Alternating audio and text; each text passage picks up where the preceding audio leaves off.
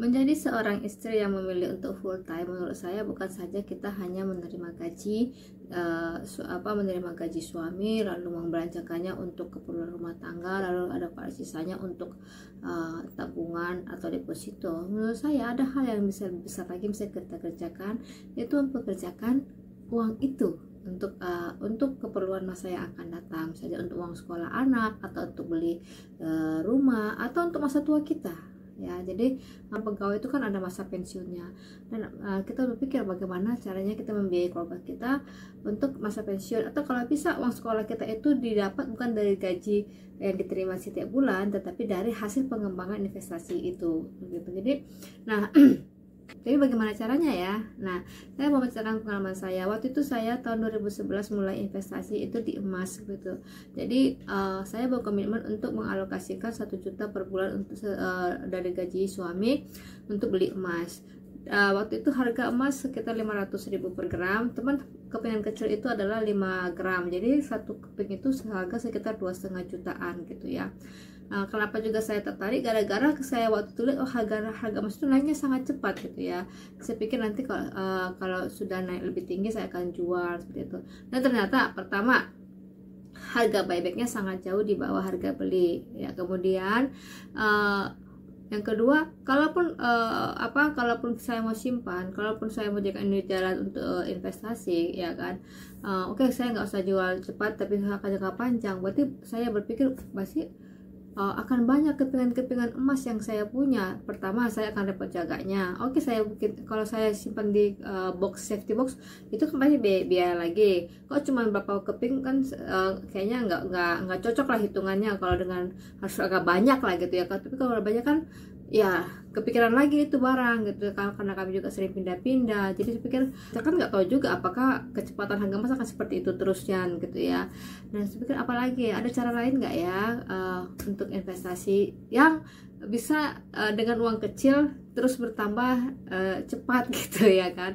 Karena kan saya waktu itu nggak bekerja, artinya tidak dapat income full gitu ya. Jadi kemudian saya lihat di koran gitu, itu kan ada namanya crowdfunding. Jadi kita memberikan pinjaman kepada UMKM seperti itu.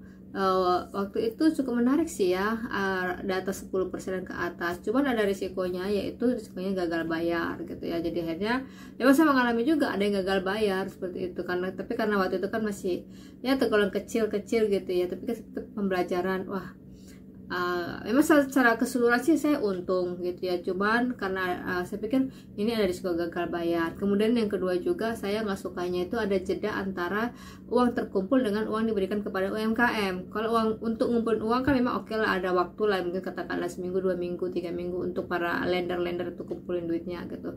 Cuma setelah itu pun dia ada jeda lagi untuk berikan langsung kepada UMKM, kan masalah segala macam. Itu saya nggak suka. Wah, pikiran saya harusnya antara uang saya setor dengan yang dia serahkan kepada UMKM itu bisa 1 bulanan gitu, terus itu sudah berbunga dong gitu ya. Jadi sebenarnya sama aja dong ya dengan deposito, karena memang deposito bunganya lebih kecil, cuman dia langsung bekerja hari kita masukkan. Kalau ini kan nggak bekerja setelah bisa tarik. Kalau sudah kita masukkan kita nggak bisa tarik. Misalnya kita mau dia setahun terus, kita nggak bisa tarik duitnya gitu. Kalau deposito kan kita bisa tarik walaupun ada penalti gitu, misalnya kalau bukan ada keperluan. Jadi pikir, aduh kayaknya ini nggak bisa, ini saya jadikan ini jalan untuk investasi gitu ya. Kemudian berpikir lagi, kalau rumah bagaimana, kalau ya properti ya, tanah atau bangunan gitu ya. Menarik sih ya, memang risikonya paling risikonya kan memang kalau paling ada kebakaran, tapi kan jarang lah orang kebakaran seperti itu ya. Dan kita bisa dapat bulanannya tahunannya, mungkin dapat cashbacknya yaitu sewa seperti itu kan. Tapi itu juga pertanyaannya, pertama, di mana rumah itu atau yang bisa disewakan, yang bisa kita beli, karena kan juga kami pindah-pindah, siapa yang mengurus. Yang kedua, dengan uang berapa kita harus bisa memulai punya rumah, karena kan ya kalau udah 100 juta waktu itu, kalau 100 juta rumah itu masih rumah kecil ya kan. Paling yang rumah-rumah yang ukuran 36 bisa disewa tuh harganya 300 juta, ya nggak ada duitnya. Kalau ada ya kan 1 juta per bulan gitu kan. Jadi ya kalau dikumpulin paling 20 juta itu ya, 20 juta itu udah banyak juga waktu itu. Jadi Pikir aduh nggak bisa deh kayaknya rumah ya, karena rumah yang bisa disewakan gitu ya, nggak, itu kayaknya belum bisa deh menjadi investasi kita gitu kan. Nah kemudian akhirnya kayaknya kita coba belajar bisnis aja deh gitu ya, belajar bisnis. Jadi kami belajar bisnis hingga suatu hari, hingga omsetnya tuh cukup besar ya gitu kan. Waduh, ini kalau omsetnya segini, baru dijalankan aja udah segini omsetnya, berarti ini bisa lebih besar lagi dong ya. Nah kalau lebih besar lagi berarti saya perlu ilmu untuk bisa memanagenya gitu, karena kan saya ilmunya kesehatan masyarakat ya kan. Jadi nggak cukup lah untuk ini. Mungkin bisa learning by doing, cuma kan lebih banyak mungkin lebih banyak waktu, tapi juga mungkin lebih banyak try and errornya gitu. Saya pikir adalah kita mau serius gitu ya kan, saya mungkin mau serius, kayaknya saya perlu belajar ilmu manajemen aja deh, manajemen bisnis gitu ya. Nah sampai saya juga belajar juga ilmu manajemen bisnisnya gitu kan. Nah disitulah kami belajar tentang bisnis, tentang perusahaan, tentang permodalan, seperti itu. Dan juga termasuk etika berbisnis seperti itu ya. Oh ternyata begini ya yang perlu kita perhatikan gitu ya. Selain bisnis itu untuk menguntungkan, tapi juga harus memperhatikan etika banyak bisnis yang jatuh gara-gara melanggar etika seperti itu. Jadi mungkin jadi kita mau cari bisnis yang bisa long term, jangka panjang, sustain, yang tidak melanggar etika, tapi juga bisnis yang menguntungkan. Itu ada indikator-indikatornya gitu yang bisa kita lihat gitu kan. Dan setelah itu kami juga mengetahui ternyata di Indonesia itu perusahaan-perusahaan itu sudah menjual beberapa perusahaan itu menjual sahamnya ke publik, istilahnya TBK, perusahaan TBK. Wah, itu jadi menjadi titik terang ya untuk kami bisa mengalokasikan sebagian aset kami ke sana gitu ya kan. Sayang dong dibikin di tabungan, nah di deposito apalagi tabungan, aduh nggak ada berkembangnya, malah tergerus nilai ya kan, karena kan agak barang-barang naik. Kalau kita mau kumpulin uang 10, katakanlah kita rencana mau beli rumah harga 300 juta ya, kita mau harap bunga deposito untuk mengejar itu nggak bisa ya kan, itu cuma 2,5%. Jadi kita harus cari dengan uang seperti ini. Kita kalau kumpul uang gitu, kita tungguin, harga rumahnya sudah keburu naik lebih cepat daripada deposito kita, nggak akan terkejar gitu kan. Jadi gimana ya, seperti itu kan. Nah waktu belajar manajemen itu, di manajemen itu kan bilang, oh ternyata kita bisa nih beli perusahaan, sebagian sahamnya menjadi milik kita. Kalau perusahaannya untung, kita dapat mereka ada bagi-bagi dividen, kita juga dapat dividen gitu kan. Dividen itu ada yang sampai 10%, bahkan ada yang sampai 100% loh. Keuntungannya dia dibagi kepada pemilik saham. Loh, enak banget dong ya, seperti itu. Seluruh keuntungannya dibagi kepada pemilik saham. Ada yang 20%. Memang ada juga yang nggak bagi dividen gitu ya. Kan jadi waktu itu sekitar ada 500 perusahaan yang sudah terdaftar di Bursa Efek Indonesia. Jadi banyak pilihan dong ya kan. Nah jadi mana nih, dan kita juga bisa menyesuaikan nih, kira-kira mana nih yang cocok dengan kita. Kita mau yang cepet tapi pasti ada risikonya, sama kayak tadi ya yang crowdfunding, lebih tinggi bunganya, returnnya, bunga yang kita dapat, tapi risiko lebih besar. Tapi kita ada juga ini perusahaan yang risikonya yang jalannya sih pelan-pelan aja, tapi dia ya itu naik terus gitu. Jadi kita tinggal pilih aja. Ada juga yang katanya salah harga, seperti banyak lah. Bayangin aja 500 perusahaan, pasti kan udah bisa dikelompok-kelompokin lah itu ya, tipe-tipenya seperti itu. Jadi bilang oke, kalau gitu kita mulai masuk di saham. Nah jadi bermodal ilmu dari kampus, kemudian juga belajar dari YouTube juga.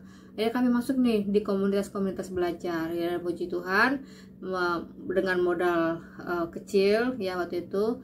Kemudian kami belajar, kami pilih beberapa strategi. Ada yang dari awalnya memang cuma lihat profil fundamentalnya, kemudian coba kayaknya kita ini boleh nih coba jadi trader, coba lagi ternyata nggak bisa, ini adalah terlalu bersiko, jantungan nggak cocok lah ya dengan karakter kami gitu ya. Kemudian kita akhirnya ada deh, kita pelan-pelan aja cari perusahaan dan kemudian investasikan sebagian. Kita belajar dulu, dan puji Tuhan dengan waktu kami semakin berani karena kami semakin banyak untungnya dari situ gitu ya. Bahkan kami di tengah krisis kemarin tahun 2020 itu kami cuan banyak dari situ gitu. Ternyata bener ya, saham itu bisa dimiliki semua orang ya, yang ada duitnya ya, bisa diakses, mudah diakses ya, dan fee-nya juga sangat kecil. Kalau yang Jurma kan ada pajak pembelian, pajak penjualan, sama-sama kena, baik kamu beli baik untuk kamu jual, tapi itu kan besar juga 5%-an gitu kan.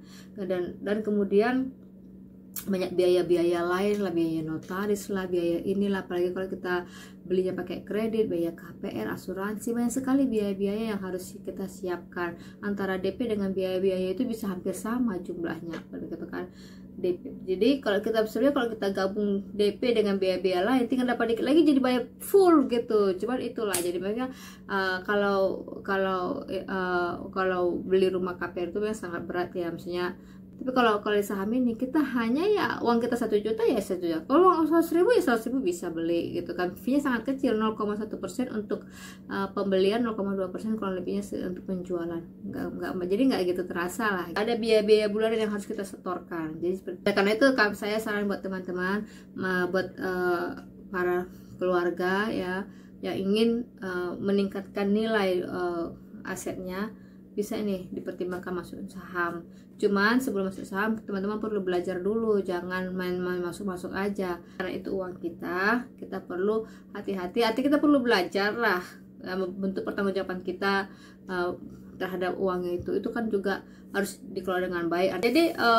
Jadi ada banyak sekali manfaat kalau teman-teman masuk saham ini. Pertama-tama teman-teman bisa memiliki sama-sama memiliki perusahaan-perusahaan yang menguntungkan di Indonesia ini ya, bahkan seluruh dunia sih. Cuman kalau nggak mau seluruh dunia ya Indonesia, yang contohnya teman-teman bisa memiliki BRI, BCA, teman-teman bisa memiliki apalagi nih Indofood, ya macam-macam lah yang ada di Indonesia ini. Kalau teman-teman lihat, teman-teman pakai BBM kan, itu ada punya Pertamina, punya Elsa. Teman-teman pakai apa lagi? Teman-teman minum air ada yang jual.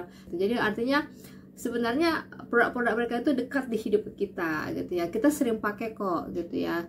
Artinya daripada kita cuma jadi konsumtif, ya kenapa kita tidak jadi pemiliknya juga gitu kan. Kalau kita tahu ini perusahaan menguntungkan ya kan, kenapa kita nggak memilikinya juga gitu. Dan saya sukanya itu kalau perusahaan itu kita beli saham itu belajar dulu baru kita beli. Tapi kalau teman-teman beli berdasarkan pengetahuan, berdasarkan kesadaran bahwa ini akan seperti ini, itu menurut saya tidak judi, itu adalah satu pengharapan. Sama seperti kita jualan sayur ataupun apapun di pasar atau di mana, kita kan nggak tahu pasti lakunya hari ini berapa, tapi kita berharap laku ya, minimal katakanlah 75%. Jarang lah orang yakin 100% laku, jarang lah itu, apalagi jualannya yang cukup banyak seperti itu ya. Mungkin kalau jualannya 1 biji ya itu juga berjuang juga sama 1 biji ya gitu ya kan. Nah misalnya kok jual sate 1 biji ya kan, tapi kalau saya jualnya 100 tusuk ya kan, itu kan mungkin ya kalau laku 80% sudah syukur, laku 90% aja sudah syukur ya kan. Demikian juga dengan saham, kita juga setelah kita mengamati perusahaan itu dengan prinsip-prinsip yang tadi saya katakan, sebenarnya makanya itu ada ilmunya, maka kita pelajari. Oh dengan ini kita tahu ini potensinya, kita tahu ini ada risikonya, dan kita hitung-hitung, kita cocok nih, nggak apa-apa, saya bisa ini mengatasinya, baru saya ambil. Nah, itu nggak judi dong gitu ya. Dan kemudian kalau perusahaannya untung, kita dibagi kok gitu ya. Kalau perusahaannya rugi ya kita sabar-sabarlah, kita juga kena. Jadi artinya kita seperti pemiliknya juga sih sebenarnya gitu kan. Memang kan saham itu kan bukti dari kepemilikan gitu ya. Jadi kalau teman-teman juga punya perusahaan atau usaha, pasti kan ya ada masa naik turunnya. Dengan teman-teman berinvestasi, teman-teman juga bisa mempersiapkan keuangan untuk masa akan datang. Misalnya seperti ini, teman-teman tahu mau kuliahin anaknya gitu, sekarang 200 juta misalnya nanti ya. Kalau teman-teman bikin deposito 200 juta ya, hari ini uang deposito uang kuliah 200 juta teman-teman, dan teman-teman sudah punya 200 juta ya kan, cukup dong tuh hari ini. Tapi kalau misalnya tahun depannya lagi, 3 atau 4 tahun lagi, pasti angkanya beda dong ya kan. Nah kadang-kadang itu katakanlah naik 5% saja, uang teman-teman sudah berkurang nilainya ya kan. Nah kalau misalnya kenaikan itu lebih tinggi daripada kenaikan deposito, bukan deposito, makin kurang lagi, tambah beban kerja lagi seperti itu. Jadi Ya, dengan berinvestasi pada saham yang bisa memberikan lebih tinggi dari kenaikan harga uang sekolahnya itu, berarti teman-teman sudah mengamankan uang sekolah anak-anak. Tapi pasti nggak ya? Emang nggak pasti sih ya. Tapi setidaknya kita sudah merencanakan dan mengambil tindakan. Lebih parah lagi kalau sudah tahu ada kenaikan tapi tidak ambil tindakan apa-apa. Akhirnya tiba pada hari hanya kita kan bingung sendiri. Lah, uangku kok jadi kurang banyak, uang sekolah anaknya sudah menjadi 300 juta, uangnya tetap masih 250 juta, kurang 50 juta lagi. Sementara mau kemana lagi nih dicari, ya kan? Ya seperti itulah kira-kira. Ada banyak hal yang lain lagi yang bisa kita dapat dari investasi saham. Kemudian juga untuk teman-teman yang sudah semakin lanjut umur, ini sangat membantu kita untuk tetap aktif berpikir dan menganalisa ya, menguji hipotesa-hipotesa kita ya kan. Kalau hanya di deposito kan kita nggak mikir, dia yang mikir dikemanain, bagaimana caranya membayar kepada orang yang masukkan uang. Tapi kalau kita di saham, kita ikut mikir, jadi otak kita itu tetap bekerja, akhirnya kita aktif lah gitu ya, sehingga risiko pikun itu sangat berkurang seperti itu ya, karena kita aktif dan kita juga rajin membaca ya kan seperti itu. Jadi apalagi kalau kita tergabung di suatu komunitas, kita punya interaksi dengan sekelompok orang yang memiliki minat yang sama dengan kita seperti itu. Jadi artinya ya itulah ya, kehidupan sosial kita itu tetap terjaga seperti itu. Oke teman-teman, saya berharap video kali ini membuat kalian semakin yakin perlunya investasi, dan salah satu investasi yang bisa kalian masuki adalah investasi saham. Tapi jangan lupa, sebelum kalian investasikan 1 rupiah pun di saham, kalian perlu belajar dulu supaya tidak seperti membeli kucing dalam karung, atau seperti judi-judi online itu, atau investasi bodong itu. Kalian harus menjawab sendiri apa, di mana, siapa, kepada, dan berapa lama saya membeli katakanlah emiten ini atau perusahaan ini ya, saham ini, seperti itu. Oke teman-teman, terima kasih sudah menonton video saya. Semoga semakin membuka pemahaman teman-teman tentang investasi, khususnya investasi dunia saham. Dan jangan lupa like dan subscribe video saya supaya kamu juga bisa dapat update untuk video-video selanjutnya, karena di video selanjutnya saya akan membahas tips-tips berinvestasi di dunia saham. Tuhan berkati.